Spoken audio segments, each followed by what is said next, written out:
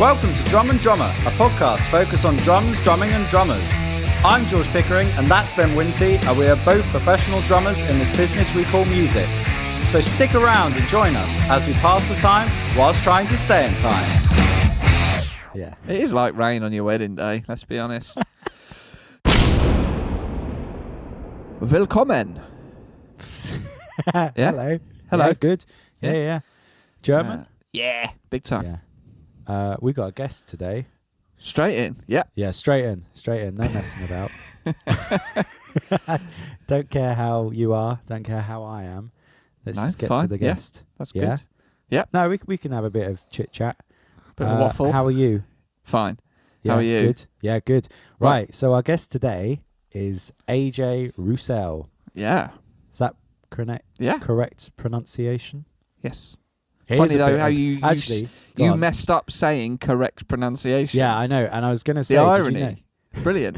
Did Great, you know a it's lot really of good. people, here's some irony, if you want irony, a lot of people say pronunciation wrong. They say pronunciation. Right, yeah. Isn't that ironic? You're saying the word of what it is. Don't you think? incorrectly. Yeah. Yeah. It is like rain on your wedding day, let's be honest.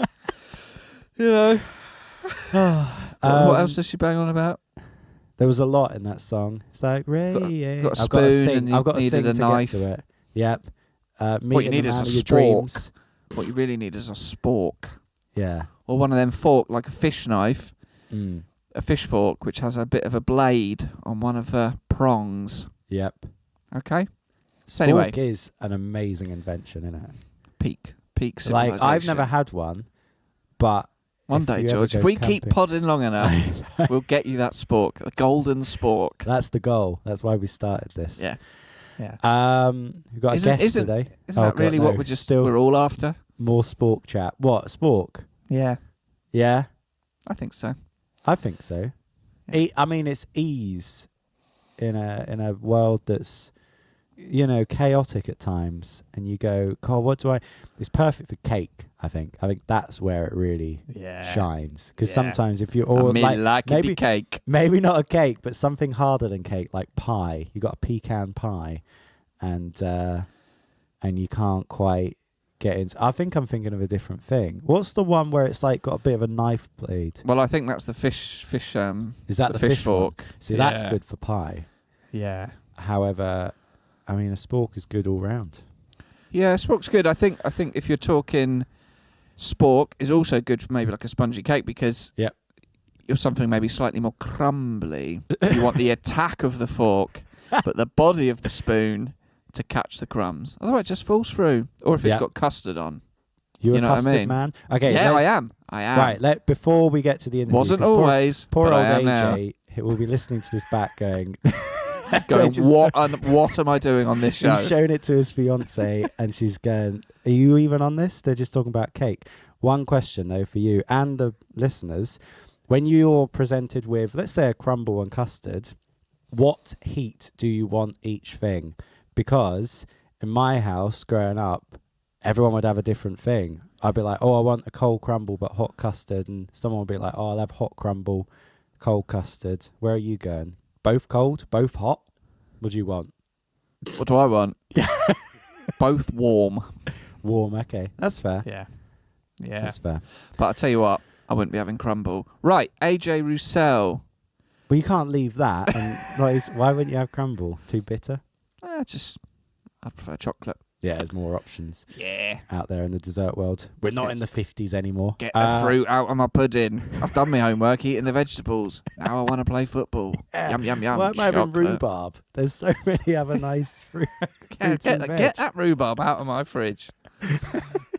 Yeah. AJ Rousell. Yeah. Drummer, author, clinician, masterclass giver, church drummer, has his own drum camp. We learned all about it. Top bloke. Let's dive in. Woo! That's me diving in. Welcome to the show. Thanks for coming on. Thanks for having me. Thanks for all the support. It's a big thing setting up a podcast, so like fair play for doing it and for keeping it going. It's not a small feat at all. Keeping a podcast.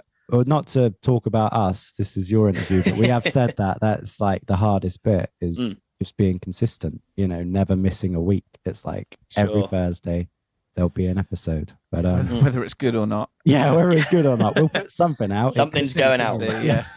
Yeah, exactly. Right, let's begin with drum clinics, because that's what Ben and I are both most fascinated by, in terms of what you do.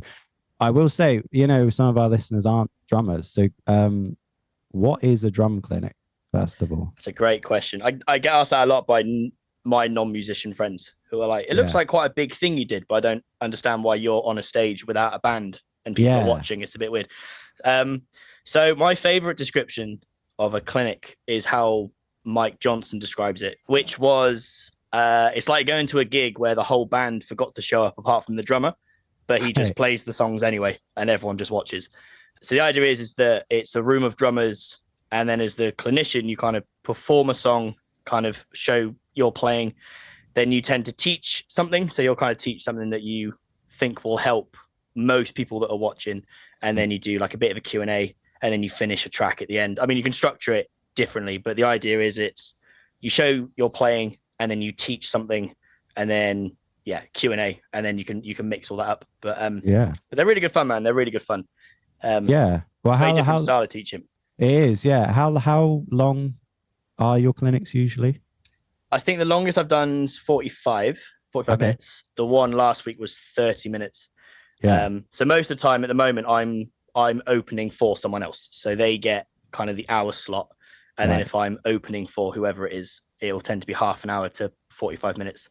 Well, that's probably a good segue into, that was when I first messaged you. I think it was the night before you did the Eddie Thrower clinic, and you were supporting him, I guess. How did that come about, firstly? I actually messaged a guy called Adam Bond, who's the guy who put the clinic on. So he owns the School of Drumming in Woking, and he's started pushing into the clinic organization more. So he put on a clinic with Richard Spaven and my friend Kira, who I know through Instagram. She supported. Right. And I was like, that looks really cool. That looks really fun. So I just messaged him and said, if you ever need someone to open for like the main drummer you've got coming in, I'd love to be considered for that. And I think an hour later, he was like, yeah, I've got 2 coming up, one in November, one in January. Which one do you want? The one in November would have been, I think, a week or 2 after the drum camp that I put on. So I was like, I don't really have time to get anything together. Like, if I'm going to do it, I want to do it well. So I'd rather have the one in January, which is obviously slightly later, so I can get my stuff together for it. Does mean doing it right after Christmas, though, which was, in hindsight, not smart, because you eat your body weight in cheese, and then you've got to go start practicing again and trying to actually get your limbs working. When it got agreed you were gonna do the clinic, in your head, did you already have an idea of what sort of thing you're going to do, or do you like to do each one fresh? What's your then process for getting ready for the clinic? That's a great question. I tend to have a pool of like 4 or 5 subjects I can talk about that I think can kind of it can help anyone, whether you've been playing like professionally for 10 years or you've like just started. And I think with clinics, that's the tough bit, is you don't know who's coming or what their kind of experience is. So even then on the night, the one with Eddie, is there was guys there who've been playing for a year and have just fallen in love with it straight away. And then there's guys who have been working professionals for 20 years. So it's trying to find some sort of concept that can appeal to all of them. So I have about 4, I think, kind of clinics that I'd say are like ready to go. And I think the one supporting Eddie, also knowing what Eddie's like with his teaching, is I didn't just want to I kind of had a rough idea what he would teach on. So I was like, I don't want to kind of go near that. I'll leave him for that one. Yeah, you didn't want to do like, here's how to play a Busted song. And you know what I mean? Like, that's what I was going to do. And I know his favorite rudiment is the 6-stroke roll, and I've got a whole masterclass on that. But I was like, well, that's his thing, so I don't want to go near that. So so it's trying to do the 7. Yeah, right. Go one better. Every other roll apart from the 6. Well, let's talk about the Drummer's Odyssey camp then. First of all, you're an author of 2 books, the Drummer's Odyssey and the Field Manual for the Church Drummer. But then so the Drummer's Odyssey camp, did that come about after the book, or was that before? Yes, it did. So yes, it was after, and I had some other names floating around for the camp, and then just hit a point where I was like, the Drummer's Odyssey was because that book was released, I think, a year or 2 before. I was like, well, that's kind of associated with me at the moment anyway. Yeah. And like the term like Odyssey is a long and difficult journey that leads somewhere good. Yeah. So I was like, well, that just in theory describes every drummer's journey at some point. Yeah, so I was like, well, like the drummer's Odyssey. I was like, okay, that's kind of cool. And for the book content, that was like almost the perfect title. Well, yeah. So we'll get to the camp in a sec. But what was included in the book, and how did it? When did you have the idea to write a book? The book was a funny one because actually it came from a place of like, I really wasn't happy with my playing at all. I was like, I'm playing all the same stuff. I'm not like breaking out of my rut essentially. And I think for years I spent, well, I'd say wasted way too much time trying to find like the secret sticking or the secret rudiment that no one else was using. And if I can get really good at that, then I'll have my own special flavor and then everyone will, be hiring me. Yeah. So spent ages looking at all the like hybrid rudiments and all these kind of weird and wacky stuff. And then just realized a lot of it's actually just quite unusable. Like they're good for warm-ups, but they're really tough to actually apply. So I went on a bit of a journey of, well, what if I went right back to the basics again, but then really, really dug into it. So I call it like the Magpie effect, where you kind of learn an idea and then you get okay at it. And then you see the other shiny thing and then you run after that. And you just spend your entire journey jumping around. So actually the book started with the 6-stroke roll rudiment, where I was like, okay, I'm going to take that and do nothing else for like 6 months. And I'm only going to use the 6-stroke roll. And I'm going to see, once I get bored with it, does my creativeness kick in more because I'm kind of forcing it to. And then it did. And what I found was a system of how to take an idea, get a few variations of it, and then you start combining the variations together. And I was like, oh, actually, one rudiment, I mean, you can get like nearly 300 like combinations of it if you actually sit with it long enough. So the book basically, that's how it started, was I started to write all that stuff down. So then the book became, well, does this apply to like the 5-stroke roll? Yes, it does. Does it apply to the 9-stroke roll? And then eventually it was like, okay, this book's basically writing itself. And I think it's kind of fun sometimes to have the idea of a product that's yours. Yeah. So I was like, singers and stuff get albums they get to put out. And I was like, okay, what's the drummer equivalent apart from writing your own songs? Well, actually having a book that's very much got your concepts and ideas in it, I was like, oh, that's exciting. I like the idea of that. So then just put it all together, got it printed up and put it out. And it was, it's quite a nerve-wracking thing to put something out like that, but it was, I think it's done well. Yeah, definitely. Well, how did that... just for anyone who doesn't know, can you just quickly explain the 6-stroke roll? Yes. So the 6-stroke roll is a 6-note sticking. And the idea is you have 2 accents in there, so 2 loud strokes, and then 4 quiet strokes. So the kind of general, like, kind of accepted version of it is a big accented right hand, 2 lefts, 2 rights, and then an accented left. And then you flip that round and round and round. So the idea with the Drummer's Odyssey system was, well, what if you move where the loud notes are landing in that phrase? So then you end up with like 3 or 4 new versions of it. And then, well, what happens if you start combining all those variations together into like a whole bar phrase? And I think in total, if you have like 3 variations of an idea and you have 4 beats in a bar, you end up with something like 256 combinations. So it's like, well, there's a year of practice straight away on one page, So is that just with hands and sticking? Is that before you sort of begin to add in feet? Yeah, so this is where I joke about this, saying that the book's almost a bit sadistic because like you actually can't really ever finish it because there's like, if you think on every page, there's nearly 300 combinations to work through. And then so if you did get through the whole thing, I think there's like 9 chapters as well. And then right at the end, it's like, cool, here's like 12 foot ostinatos. Go right back to the start of the book and do the whole thing again with foot ostinatos under it. So the idea is I wanted to write something that you don't just work through, finish it, and then it goes on a bookshelf. So my copy of the book just sits in my bag. And it's, if I need 10 minutes to work on something, it's like I pull it out, flip to like, let's say the rudiment chapter, pick a combination, and then I'm off. And that's me for like 10 minutes.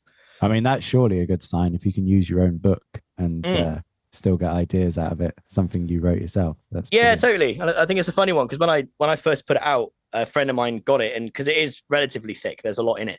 And he was like, there's no way you can surely play all this. And I was like, no, because I wrote the book for me, to be blunt. I wrote it because I wasn't happy with my playing. And I found this way that started to help. So I was like, cool, well, if I just preempt it and write all the other material that I know I want to get to at some point. So like I said, it sits in my bag all the time. Oh, amazing. Well, let's go on, Ben. I was going to say, and then how did that Odyssey turn into the Odyssey drum camp? Was that something you'd always wanted to do? Yeah, to a degree. So I went to a few camps growing up, and I really enjoyed them. But there's always that thing of, I would have done this slightly different or that slightly different. And so one of my favorite drummers is Emmanuel Caplet, who's a Canadian drummer, and I've been a fan of hers for years. And I saw she did a camp in Spain, I think it was. And I remember looking at it going, if that was in the UK, I'd be jumping on that. That'd be so much fun. And then obviously a quick Google, and that wasn't happening. And then you kind of get that quick idea of, well, if I want it to happen, maybe other people do as well. Well, what if I just put it on and I then get to sit in on it and kind of enjoy it as well, but I'll just be the one that kind of makes it happen. And then you talk yourself out of it quite quick, because you're like, flying over a Canadian drummer to do something that I've never done is maybe a bit of a task. I actually sat down and started writing out the logistics and was like, actually, no, this could work. I think this could be a thing. So the idea was to then bring in 2 UK drummers as well. So the camp always has an international and then 2 UK drummers. So the first year was Emmanuel Caplet, Pete Cater, who's a jazz drummer from London, and Pete Riley, who used to do all the Rhythm Magazine education stuff. So that was the initial lineup. And then you just put it out into the world and hope people sign up, because it costs quite a bit to do. So there's that very real fear of if this doesn't break even, we're not in a good position. But it did on the first one, which was good. And it's had its 5th one this year or last year. Wow, so it's gone well. Yeah. I mean, just the people that you've had as guests or whatever, amazing. Gabor was there, and Dexter so Gabor was there. And... He was there the same year Annika Niles came over for that one. Like Ben Thomas from Rag and Bowman, he was Ben on it. Thomas. This year in 2020, it was Mike Johnston with like Dexter Hercules, who plays for everyone. So it's quite nice actually looking back on the lineups and being like, actually, there's some really cool names on there. And I think it's a nice feeling knowing you can kind of provide something that actually really excites other drummers. And when they turn up, and so the first year I went for a drink with Emmanuel and a few of the campers, and one of the girls came up to me and was like, Emmanuel's been my favorite drummer for the last 8 years, and I've just had a beer with her. Like, thanks for making that happen. And I'm like, okay, that's where the whole thing is worth it straight away. This wasn't a thing in the Southwest for years, and I would have loved it to have been a thing growing up.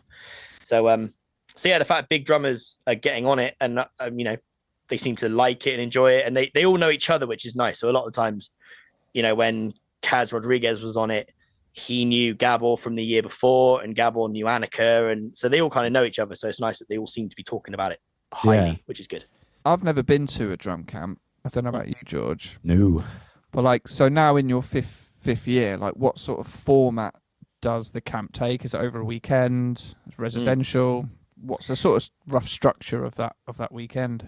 So it's over a weekend, so Saturday and Sunday. So it's limited to 30 campers in total, because I think 10 per group is a really good number. And I think a lot of the camps I've been on in the past, when I was late teens, it was always massive groups. And I think you do lose something quite quick.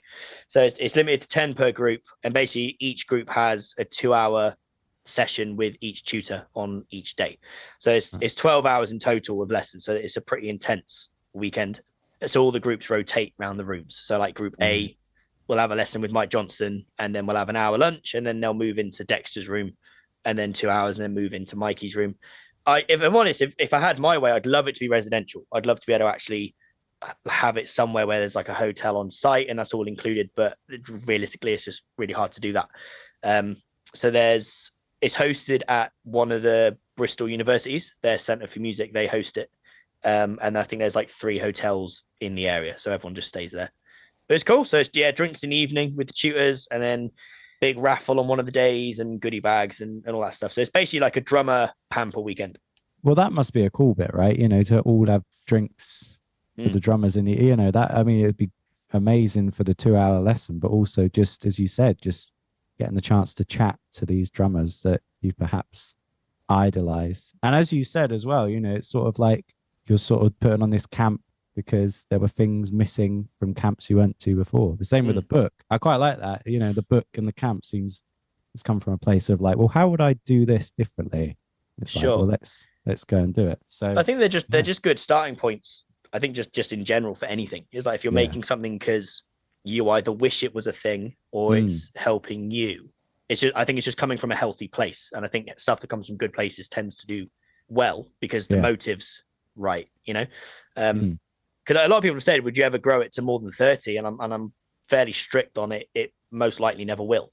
Because I think, you know, especially last year, I could have got probably about another 8 people onto it. Yeah. But I was like, but it does just lessen the quality of it if the groups get too big. You know, I just don't think it's great. So, yeah, and like I said, that having the drinks in the evening with the tutors, that's almost as valuable. You know, getting to sit down with, you know, Kaz Rodriguez one year and be like, you know, how did you get the gig with Shaka Khan? And he just tells everyone super openly. And I'm like, you know, that stuff, it's gold, you know? I want to discuss your teaching. And drum teachers, when lockdown happens, they had to move their lessons online for maybe the first time ever. Sure. How did you approach that? And what were the advantages and disadvantages? I mean, if I'm honest, looking back on it, it was tough. Like it was a tricky time. I think the reason I kind of tried to stay active was more just for also my own mental well-being, because I need to feel like I'm doing something, you know? And I think, so obviously with gigging basically becoming illegal for 2 years, I just pumped everything into teaching because I already had a good student build up anyway. So normally I teach at a school, I teach privately, I teach at a university and a few like music schools. So one of them furloughed me, which was great because I was employed at the time by them. The university and the school just stopped entirely. So it was basically just private lessons was all I kind of really had to go off. So they all moved online, which if I'm honest is tough, but I do think it definitely made me a better teacher looking back on it, because when you're suddenly in a position where you can't be in the room with them, so you can't just show a kid something, like you have to figure out 50 ways to explain one thing, and when it's still not clicking and you're like, I'm kind of running out of normally what I would be saying at this point, so I have to start thinking differently, you know. So I found it was definitely mentally more taxing. I'd find I'd be a lot more exhausted after a 4-hour lesson block, because you're mentally just having to constantly be kind of wiring. So I basically I split my bedroom in half essentially and moved all my kind of personal stuff to one side, and then turned the other side into, it basically looked like a studio. So on camera, it looked great because it was like, you know, I put some like white paint up behind and whatnot and just made it look as professional as possible. Had a little interface, so I plugged my electric kit into that with a talkback microphone. Bought an LED light just to try and make it look professional. So my thing was, if a student logs on, I don't want it to look like I'm in like a basement with my bed next to me and it all looks a bit homemade.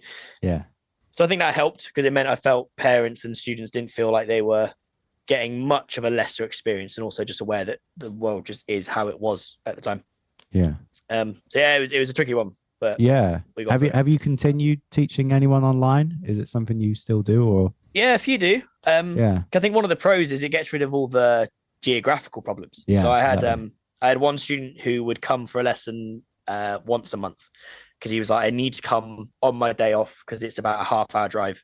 And then when it moved online, he realized he could basically log on during his lunch break, have a lesson, and then log off and go back to work. So he went to weekly, and he's carried on since because he's like, actually, it just works better for me. And it means you can even go further. So I had a student who was in Hungary for a while. I have a student who lives in France at the moment. I'm based in Bristol, and I teach a girl who lives in Manchester, I think. So it can broaden your scope as well for like not just geographical stuff. How do you find the so obviously when you do one-on-one in person, there's usually a drum kit there or two. What happens? How do you approach it when your student online doesn't have a kit? Yeah, sure. So most of them do. I try and be a bit, if a parent's saying they specifically want online, that's my first question, is do they actually have a drum kit, first of all? A lot of the guys, they tend to be more the kind of slightly older, already working drummers who they actually just want pad lessons. and they said, I actually just want to work on my hand technique or something. The tricky thing is more the device that they're having the Zoom call on. So when they just set like a phone up and you can't really change the audio settings, so it peaks and you're kind of losing sound quite a bit. That's a bit of a challenge. So I always said to parents, if I can either see you clearly or hear you clearly, I can normally still teach you and work with that. It's if both those two things go, that's tricky. But yeah, I think I did have one student who didn't have a kit for ages, and I think he was about 12, and that was tough because it's like trying to keep, a cushion and some sticks interesting for a 12-year-old was definitely a challenge.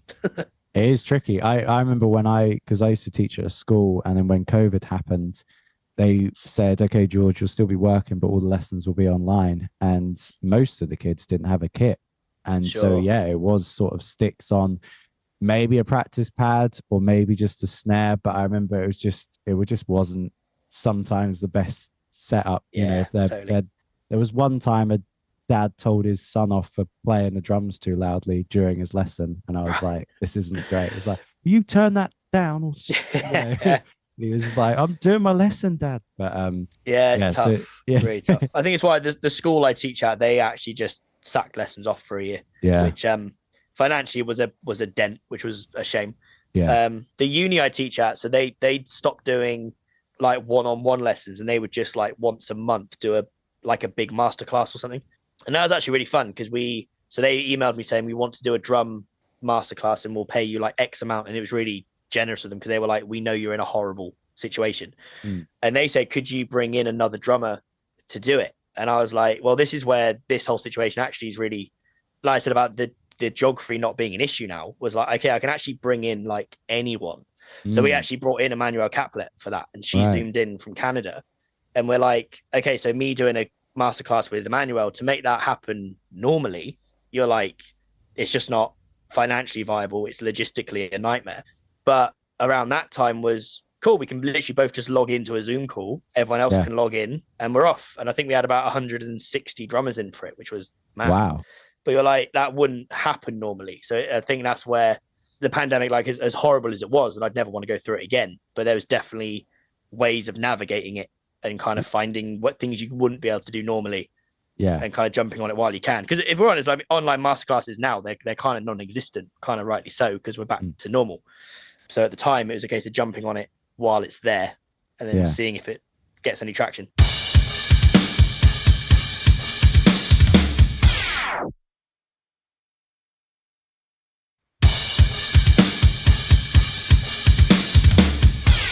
I saw on your website you offer Drummers Odyssey Masterclass and the Church Drummer Masterclass. How does that work? Is that something that you've made a masterclass and then you go and approach people saying, I have this masterclass, can I offer it to you? And also I wanted to talk about the church drummer side of things. What was in the book? Let's start with the book. Yeah, what was sure. included in that? So the field manual for the church drummer was so I started writing that because at the time me and my sister were at different churches, and she said like my drummer's just really struggling because he hasn't been playing that long. And then my dad, who he's now a vicar in a church about an hour away, and he was like, I'm in a position where my drummer is he's basically just started learning because we don't have a drummer, so he's bought a kit and some sticks and he's learning now, so we can have a drummer hopefully in like 3 months. And then go to the other end of the spectrum. So at the church I'm at the time, I think about 5 of us were like working professionals. So you've got all this scope for like drummers that have literally been playing a week, all the way up to drummers who do it as a job and everything in between. So the idea came, well, what if you could write a handbook that can benefit any drummer on any spectrum? So it literally just lives in their stick bag and just helps them navigate playing in churches. Because I think playing in churches now it's become almost a genre on its own.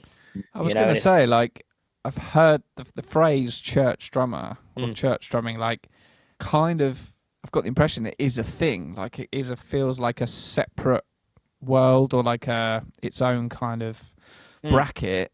Yeah, so what sort of things apply in that scenario that maybe wouldn't normally? Is there anything particularly different?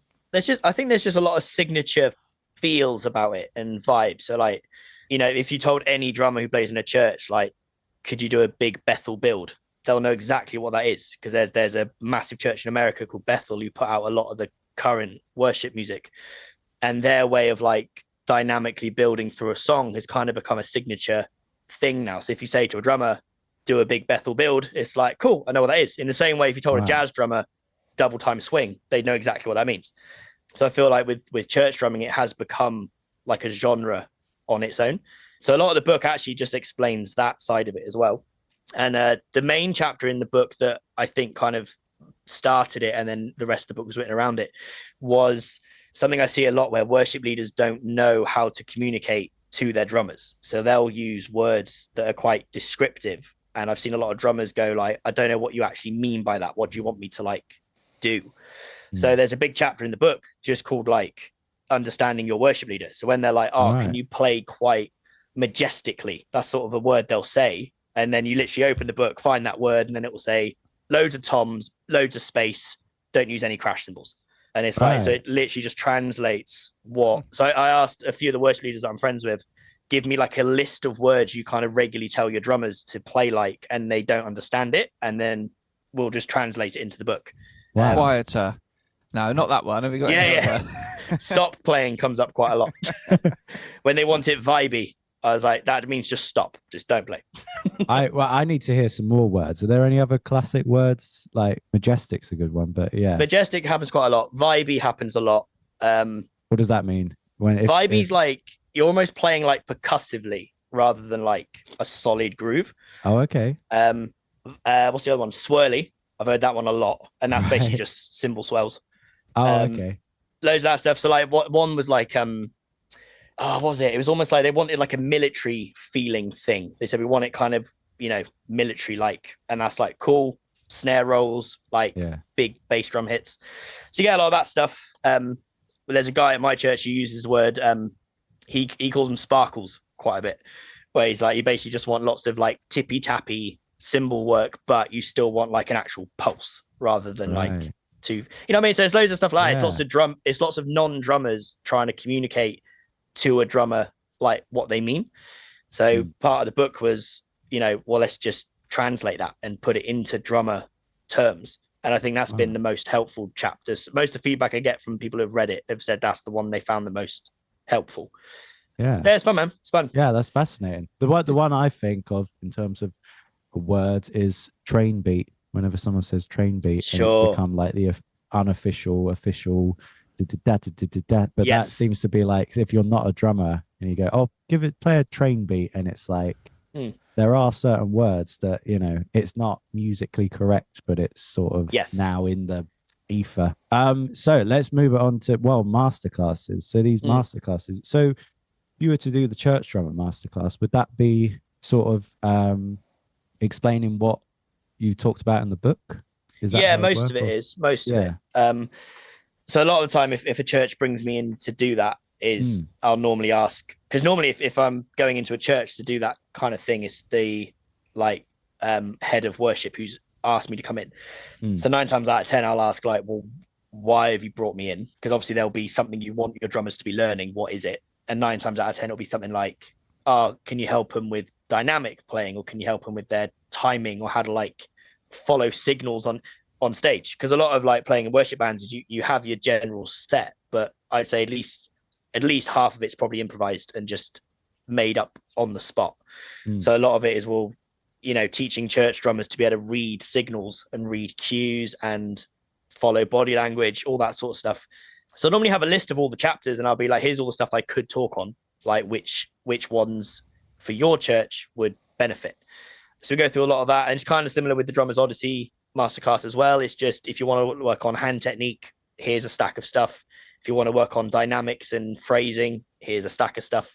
So the main thing with the ones on the website, it gives an idea of the stuff I could work on if you have like no idea. But then if you have specific stuff, then I can dig into that a bit as well. Oh, fantastic. Or one last question on the church drummer thing is, I often see them, they seem to pop up on my Instagram now. I don't know what that seems to be my algorithm, is church drummers sat in a glass cage, and you can hear what they're being told to play a lot of the times. So it'll be like, builds, chorus coming in. And who is that talking on is that the worship or is that someone else? Do you know what I mean? So a lot of the time you'll have like an MD. So you'll have someone with a talkback mic who is just going into your ears. Right. And they'll be so normally if it's like the keys player and they're talking into the mic, that's what they're doing, is they're directing. But there was a company years ago who, and I always forget what they're called, but they released like, it almost became like the standard for backing tracks and like click tracks. And that's where you'll have the really awkward robotic voice being like intro 2, 3, 4, and then everyone like follows it, and it's a little soul destroying in a way because it's a bit weird, but it's just a way of keeping everyone on the same track on the same song, and it means there's no like guessing structure. There's someone in your ears literally telling you. I prefer MDs personally. I like having someone who I can see talking to me, and I can visually ask questions back potentially. I like that more than backing tracks. Was drumming in church, was that what got you started in drumming? Yeah, if I'm honest, so I learned violin first when I was a kid, and I sucked at it and never got any better and didn't really enjoy it. And then did piano for a bit and kind of enjoyed that. And then it was at a church. I saw a girl playing drums, and I was like, that looks way more fun than what I'm doing. Way more fun. So they literally started having lessons pretty quick. And then I think within a year was playing in my church, which is a much smaller church in like a little town. Yeah, and I think like education wise, it's great because you're basically playing every Sunday in front of a room of people, and you're constantly working out what works and what doesn't. And the worship leader at the time was a drummer, so he could give me little pointers here and there. So I say playing in churches was a big part of my upbringing and I guess early education, and I still do it now. Like I still regularly play in, especially my church, but then other churches as well. If their drummer can't make it, I jump in quite a lot. Nice. Is there like competition for who's the drummer in that particular church? Like, what if you got two really good drummers who live in the same village? Are they fighting it out for the number one job? If I'm honest, I don't. I would say no. I think you. But you mean yes? Well, as in, I think there's people with slight egos in every walk of life, and I think sadly church is no different. So I think occasionally I've met some drummers where you can tell they are like, I want to be the top drummer who gets called upon the most. Most of the drummers, I say 95%, are, we're all on rotas 9 times out of 10. So actually, if you're the only drummer, so if I was the only drummer in my church, I'd have to do 4 services a week. So I'm like, well, actually, I'm more than happy to have other drummers on the rota. And I think sometimes it can be a little bit competitive in a sense of like when you have another drummer on your team who's just noticeably better, I think, okay, you could get competitive about that, or you could just use that as motivation to go practice. And I think I've seen that more often, is someone just going, yeah, my timing's not as good, I need to go work on that. So hopefully it's friendly, hopefully.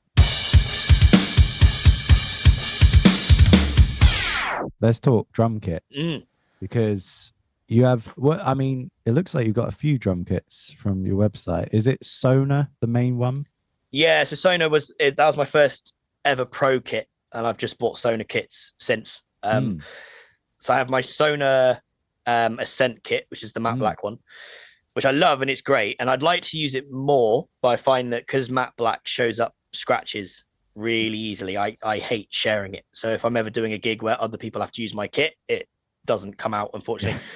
So I've got a limited edition Sona kit, which is like I call it Big Sparkle, because it's big red black fade sparkle, which I love. The kick drum's like 24 inches, so it's like a cannon. So it has a very specific use. And then I have a Sona Safari kit, which is like my function hit and run kit. It just fits in my boot, turn up, set up, play, pack down, leave, which is cool. So I like Sona. I think I'm eyeing up a few other kits at the moment because I haven't. This is such a weird thing to say. I just haven't bought a kit in a while, so I'm getting a bit of an itch. Yeah, you definitely get. I've got the itch now. It's been maybe 5 years, and I'm like, feels. Yeah, it is a thing, and also just going for a different brand. I think because I've got loads of snare drums, but kit wise, I've always bought Sona just because I bought it from day one. Yeah. Whereas I'm like, anything tickling your fancy at the moment? I'm eyeing up Gretsch quite a lot at the moment. Having so I bought a Gretsch snare drum, which I think it cost me like £99. Like it was so cheap, and it was their Catalina mahogany shell, and it's like become my most recorded snare drum. Like it just sounds great. And I'm like, I've got that compared to other snares that are worth, 6 times as much. And yet my little Gretsch is like my main one now. So I'm like, well, if that's their cheap kit, staggering to think how good their big kits sound, like the expensive stuff. So yeah, eyeing that up at the moment. And maybe a Mapex as well. I think Mapex, Gretsch, and Sona have always been my top 3. Well, I saw that you have the same snare that I have, the Mapex Black Panther, which is the sledgehammer one. Yeah. Yeah. Yeah. It's a cannon. It's like a weapon. I love it. It's my favorite. But I wanted to talk about, you got a BDC snare as well. Which, yes. Ben and I are big fans of BDC. So it's cool, man. It's really. I got their Merlin. This Yeah. the 6.5 one. I might be trading it with a friend soon for a big softy because I was eyeing it up and he was eyeing up a Merlin. And like, it's a great drum. I just haven't used it in forever at this point. So I might trade that with him maybe. But I went to visit their factory a few years ago. And I think when you're like seeing them being made, you're like, I mean, the craftsmanship is actually, unbelievable. Like real care and attention put into it.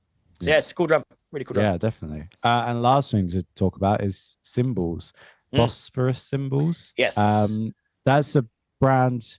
Yeah, we've not seen. I hadn't actually heard of. Heard of it, but just not seen that much of. Yeah. Yeah, that's quite. If I'm honest, that's quite common. If I'm honest, I think I feel with Bosphorus is like they will erupt at some point because their cymbals are actually ridiculously good. Yeah. And they're all the guys who make them were all trained and have all worked for like other cymbal masters. Like they're really on it. So I got to know them at a drum show, and I had heard of them because I had a few friends who were playing them as well. And I just went to try a few and was actually converted really quick. And I was like, these are actually great, like really nice. And the main ride I've got was the one I tried at the drum show because I bought it like a month later. And then, a couple of conversations and then we signed up with them properly and they're just great. Nice. They're really nice, really nice. Yeah, they look good. I mean, it's quite cool when someone plays a brand that isn't as well known, cymbal wise as well. It's, because I always feel like there's like Zildjian and Sabian are like, well, minor as well. There's like big, just well-known ones, but Yeah, and I think it's nice playing a brand where like I actually generally think they're as good. I just think they haven't broken out into the like top tier of almost like awareness. Really, it's like when you go to a drum show, you don't go looking for the Bosphorus stand. No. And I think at some point so I mean they've just released a new line which is their 1600 era line, and I went to see them at the UK drum show last year, and I went with a very strict, I'm not buying anything at the drum show, like I'm saving money, I'm not going to buy anything. And then I was chatting to my rep and he was like, oh, you got this new line out, it's brand new. And I was like, oh, okay, I'll have a little go. And then was like, okay, take my money, I'll have the ride, thank you. And it's stunning, like it's so nice. And it's their like elite line now. I think they've put like 300 years of cymbal making experience into this one thing. Yeah, it's gorgeous. I'm in the market for a new ride. I might have to go and check it out. I'll send you a link. I'll send you a link. Yeah, do it. Yeah. Ben, anything else? Well, I think you're obviously just a very sort of like an entrepreneurial drummer. Very proactive. Like writing books, building your masterclasses, setting up your own drum camp. What's next? What else is on AJ's list of drumming domination? Anything in the pipeline? Anything different you want to do? Yeah, so I think it's nice at the moment being in a position where, like, education-wise, I'm feeling quite solid now, which is nice. So I've got like a really good, like, student list. Like the masterclasses are getting busy. The camps, I'm not having to promote it as much now, which is nice because people relatively know about it, which is good. So I feel like education-wise, we're quite solid. So this year and last year was pushing more into the kind of remote session stuff, which is something I really enjoy doing, right? Recording for people. So having like my own space now to be able to do that and offer that. So that's starting to keep me pretty busy. So I'm doing an album at the moment for someone, and I'm doing a musical for someone next week. So it's nice to be like, okay, that's the side of, work that I really enjoy. And because all the education stuff's pretty consistent now, I can start pushing more into that stuff. And then it's just, bigger gigs, bigger artists. That's kind of another thing that I think you're kind of forever working on. So that's kind of the next step up is, slightly bigger shows, working for slightly higher profiled people. And yeah, going from there. And Drum Odyssey camp back this year, is it? That is this year. I haven't got a lineup yet. I'm talking to a few people who have said they're keen. So normally it's around May. That's when I'll normally announce it and then open up bookings. I want to get on it particularly this year because I'm getting married in September, which is obviously the month before. So trying to organize a drum camp and a wedding, plus maybe buying a house. I'm like, okay, it's going to be a big year. So I'm like, let's try and get on top of the camp. I want everything done by like the end of May, so I can essentially just hopefully switch off from it and then hit it when it comes in October. But should be cool. I've got an idea for you, AJ. Combine the two. Oh, imagine the music if it's 30 drummers playing. Yeah, there you go. Come down the aisle, it's just 30 snare drums. That'd be incredible. Yeah. Whether she like it or not, But yes, partly my day as well, isn't it? Partly. Yeah, exactly. Yeah, exactly. Yeah. And we'll finish up with, who's your favourite delivery company? Favorite delivery company? Yeah. Oh, I mean, I use UPS. UPS? I use them the most. I don't know if that makes them my favorite. I use them. I've stopped using FedEx because I'm sick of my stuff going missing. I guess Deliveroo. Does that count? I use them quite a lot. Yeah. I'm probably keeping them in business, to be honest. And any bad delivery stories? So you mentioned FedEx there. Have they lost anything valuable? Yeah, I can't remember what it was. It was ordering something from abroad. Thankfully, nothing overly expensive, but it just never showed up. And I kept hounding them, and they were just like, "Says it's been delivered," and I'm like, "But it clearly hasn't." So lots of that stuff. I had It's on an island with Tom Hanks. Yeah. I ordered a volleyball and it never arrived. Yeah. I think like sending stuff was so for the 2020 drum camp, we moved the whole thing online. So that was all virtual. So I sent out all the packs to basically sent them out to where people lived. And we had someone from Chile. So I had to somehow work out how to send a box full of like goodies that weighed a ton and trying to get like UPS to take it, but not charging me ridiculous amounts. That was, irritatingly stressful. Where part of it was like, I should probably just fly it over myself, give it to him and then fly back. Have a holiday. Yeah, that was stressful. Nice one. Where can people find you and find out more about the books and the Odyssey camp? So my social media handles are at AJ Rousell Drums, all one word. Rousell is spelled ROUSELL. And then my website's just ajroussell.com. Drum camp is at Drummers Odyssey Camp. That's where you can see all that stuff. At Brew Time Practice is the coffee and practice one that we set up a few years ago. And then all the info is on my website. So I got all the book links are on there, all the like remote recording stuff's on there. And then, so basically website and socials, that's probably the easiest.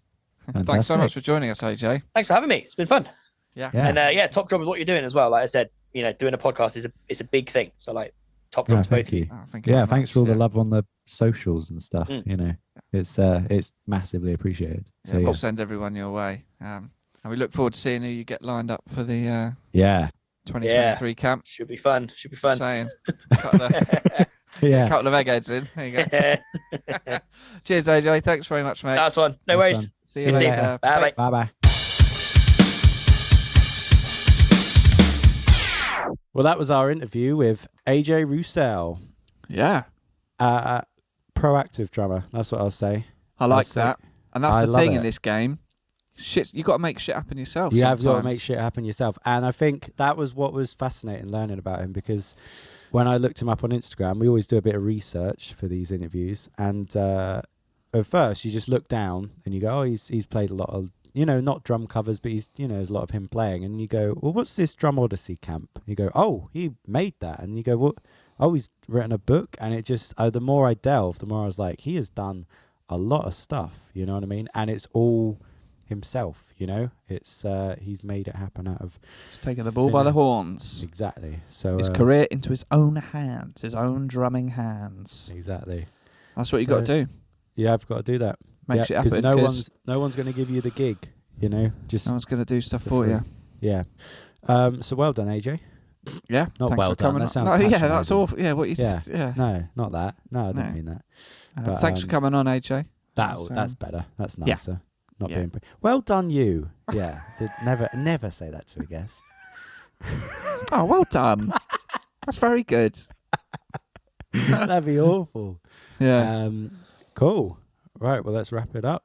Go and check out AJ's stuff if you want to go to one of his drum camps. There's Yeah. only 30 tickets available, Yeah. so keep your eyes peeled because they're going to sell out fast. Well, and if he's very- doing a clinic, go and check him out. Very Follow him on intrigued to Instagram. see who he has as a guest as well. Yeah. And I want to. It's definitely not us because No. God, no. there's absolutely no way let us anywhere near his What camp. would we do at a drum I don't know. Well, clinic? this is the thing. I've never been to a drum clinic, and from Good start. watching you play, I can tell you never have either.